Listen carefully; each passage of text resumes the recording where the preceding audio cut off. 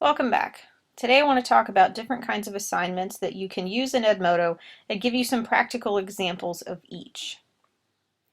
So last time we talked about polls, discussion boards, and quizzes, and I want to show you actual examples of each of these that I have used in my classes and kind of discuss the degree of success that I've had with each.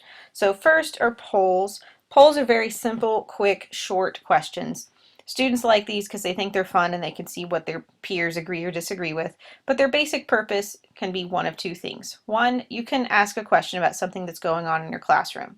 So let's say you are doing a project and you want to say, how do you guys like using this web tool? And you can say, like it, don't like it, and maybe provide some tiered responses to say, yeah, I like it, but it's hard for me to use because I don't have computer access, or I really like it, I can find it anywhere, or I don't like it because I don't understand what I'm doing. Something of that nature to give you some quick feedback. Another example of a poll would be if you would have the students watch a video or read something that pertains to class and you don't want to have a whole lot of discussion, or maybe you're saving it for in class the next day and you just want to have them go, hey, this is really relevant, it got me excited about the subject, or no, I thought this was really boring. That's what a poll is for, just a quick check into what is going on. So let's take a look at a poll. I'm going to take you to my 8th grade history class, and we started using online quizzes not too long ago, and I wanted to see what they thought of the quizzes. I kind of get an idea of how they felt about the quizzes based on their grades and some of the discussion that was going on in class, but it was hard for me to tell whether the kids were just getting on the bandwagon and agreeing with their friends, or if they really felt strongly one way or the other. So this helped to shed some light on the subject. I didn't have everybody respond. I have 25 students in the class and only got 21 responses, but it was enough for me to see most people like them. They find them challenging, or it stresses them in some way, and most of the students said they didn't like the time limit that I had on them, but when you're allowed to have your book, you have to set some sort of time limit so they're not just reading and taking the quiz as they go. Other people said that they didn't like them, and those students actually came up and talked to me later, or they posted down here to tell me what they felt about it. So that is an example of a poll. So next, I want to talk about discussion boards. So discussion boards are to have some kind of conversation outside of class. Either the purpose is that you don't have enough time in class to hold it, or you want to extend on something that you've discussed in class and have them continue the discussion on the web. So you can have two different kinds. The first is a thought-provoking question that solicits a response. Either you could ask them a question with nothing attached and just say respond to this. You can have them watch a video and respond to it, or you can have them read an article as an example and have them respond to that in some way. All of these don't require any extra research. You just want them to think about something, read something, and give their response to whatever question you provide. You can also require them to respond to a peer, because that is essentially what the discussion board is for, but you don't have to. Sometimes they just organically start talking to one another. The other kind is inquiry-based responses. Now, an inquiry-based response is where you pose an open-ended question and you require the students to go off and do some kind of research, provide a response to the question based on their research, and provide a citation. So I've used those several times in my classes, and I also require them to respond to one of their peers' posts. So I'm going to show you two examples of a discussion board. So we're going to go to the practicum shell. And just as a side note, all of the training that we are using, I have put into the training folder. So once you sign up to the shell here on Edmodo, you can access it all.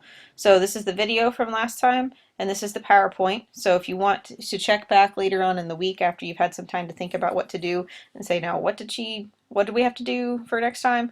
I would just go to the PowerPoint and go to the last slide instead of watching the whole video again. But anyway, so all of my discussion questions are here in the Social Studies Discussion Questions folder. This is my first example of an open-ended discussion question that just requires some kind of response. I used this with my 6th grade class when we were starting to discuss different cultures. They are studying world geography, so we started getting away from the technical, 5 themes of geography where it's, location and movement and things like that, and we started getting into actual places of study. So my basic question was, think about what makes up your culture. Every person in this room has something unique that they give to the culture of our classroom, school, city, and beyond. So in their response, they had to post, and in their answer had to address these things. So they identify one thing that you think is essential to our culture, explain how our culture would not be the same without it, find something similar to another culture and explain how it compares, and respond to one classmate's post with a descriptive and relevant comment. Now, I also said they have to write it in paragraph form. Their paragraph has to answer all the questions. They don't have to have number one in a paragraph, number two in a paragraph. And I also included a very rough rubric, but it was enough for them to understand by not posting something you can still pass. So, and the due date. So students on this one, they initially posted things like, religion is a major part of our culture. I believe in Christianity, but there are other cultures around the world that believe in Hinduism, for example, and they talked about the connections with each. And when they responded to one another, kids started really going off and thinking, oh, I thought Hinduism is really cool. Do you know what it's about? Yes, no. And they started having these alternate discussions, and this one was really neat. They got very excited about it, and actually to the point where I had to send out an email to parents saying, please get your students off the computer. They're talking to each other too much on the discussion board. So this is an example of just an open-ended question. Now, another one where they have to actually analyze something was something I used with my 8th grade. And they were discussing the evolution of America and the United States before the Revolutionary War. So a big topic before the Revolution was taxation without representation. So a lot of them on their previous test had quoted things about how, taxation makes you divert, your behaviors and you start taking on another behavior. And in some of their answers, they quoted cigarettes, how cigarette taxes actually divert people from smoking. And it made me start thinking, well, sometimes it does, sometimes it doesn't, or does it really? So I put together something where everybody had to read two links. One that talks about what the state tax is on cigarettes in every state. Some states are astronomically high, some of them are really low. And then it analyzed the price of cigarettes per pack per state. So students had a baseline of information about how much cigarettes cost based on where you live, so that they can have some kind of bearing on how the tax could or couldn't impact how they live. Now then, at first I had all of my classes in one, so I had all of my 8th graders in one shell. So I divided them up into different groups. So if your last name was A through C, you had to read this link, D through M, this link, and N through Z, this link. As time went on, I found that it was much easier for me to just have them discuss as a class instead of as a whole group. So I divided them up, but each student was required to read a different link. Each one of them discussed smoking in a different way, and they had to provide some kind of comment. Now, it was understood that they had to leave a constructive comment for a peer's response. They could pick which peer they wanted. So they could choose somebody that read their article, or they could choose somebody else. But they had to go back and read their article so they understood what was going on and make some kind of comparison. So that was something that was discussed in class. And I included a bonus if they wanted to, ask some kind of other question or provide some kind of other source to make people keep thinking. And it worked pretty well. And again, I included a rubric. So it made grading a lot easier. You couldn't argue with me. It was clear, well, you didn't read the first question and you didn't have any kind of response to this. You automatically lost that amount of points. And it was open-ended, low stakes, but at the same time, I could reference it really easily. Now another example is a video response. So I used this video. It was a video that was called Living on $1 a Day. So we spent a lot of time talking about poverty as a current event, and they would have to watch this video. And we started watching it in class, and we were discussing it as we went. And then they were supposed to finish it up at home, so there was about 20 minutes of the video left that we could not finish in class. And they needed to post a discussion response after watching the rest of the video. So I wanted their reaction. I wanted them to tell me why global society permits poverty, and one suggestion that does not involve giving money or giving that form of charity. So that was open-ended, had to have a paragraph, and all of these are examples of responses that don't require any additional research.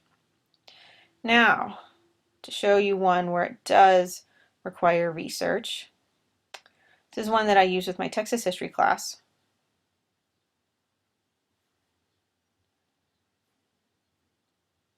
And we were studying the Republic of Texas. So at the onset, I said, this is the date it was assigned, this is the day it was due. I give them what they're expected to do. I gave them a sample question. Now this is from U.S. history, but I emphasized that I wanted to see paragraph structure. I wanted to see a citation. And so response 1 is a response from the original student. Response 2 is the response from a peer. So we spent probably about 10 minutes discussing how it would work and reading over this together in class so they would understand what to do. Because in the past, all that they had seen is the open-ended response. So this was taking things a step further. Then I showed them how things were going to break up. So each set of students was given a different question, and they were assigned as a group to answer that question. So every single person had to provide their own kind of response. And when they were finished, each group member had to respond to another group member's response. So the goal was, and I said this in class, is that they could use sources, but it was fair game until somebody else already used it. So they had to pay attention. So let's say Patrick, if he used the Handbook of Texas online, these other 3 could not use the same source. So I wanted them to start talking and compare what each source had to say in the end. So this is an example of a research-based or inquiry-based question. Let's go back to the PowerPoint and see what else we need to do. So we talked in length about soliciting a response from thought-provoking questions, and then I showed you an example of an inquiry-based response. Now the last one is quizzes. So the purpose of a quiz can be to either do a check for understanding, or it can be some kind of prequel to a project. So if you want to have, if you want to see, okay, how much do students know about writing a research paper? Do they know how to use a works cited? Do they know how to paraphrase? Do they know how to directly quote? You can create a quiz that would test that knowledge, so you can look at the results and say, I think they've mastered this skill, or no, I think they haven't. Most of the quizzes you're going to use are content related, and we're going to take a look at one of those. So I'm going to go to one of my partner teachers' classrooms. This is for technology class, and Miss Griffith uses the discussion feed a lot. She doesn't like using folders very much, so you can tailor this to your own liking. So let's take the intro to publisher quiz. So it tells you how many questions you have, and you have a time limit on the quiz. So she chose to use, in this one, a true-false format. Is it part of Microsoft Office? Yes. You go to question 2. The Picture Tools Format tab becomes available when you insert a picture graphic. Okay, and so you can also use fill in the blank. Okay, so she prefers on this one true, false, and fill in the blank. Here's a multiple choice. So you have a lot of leeway. There are also short answer questions available if you prefer to have that. Those take a little bit longer to grade on your part, and they're not as quick, but it depends on what you're looking for in this. Now let's look at what's coming up.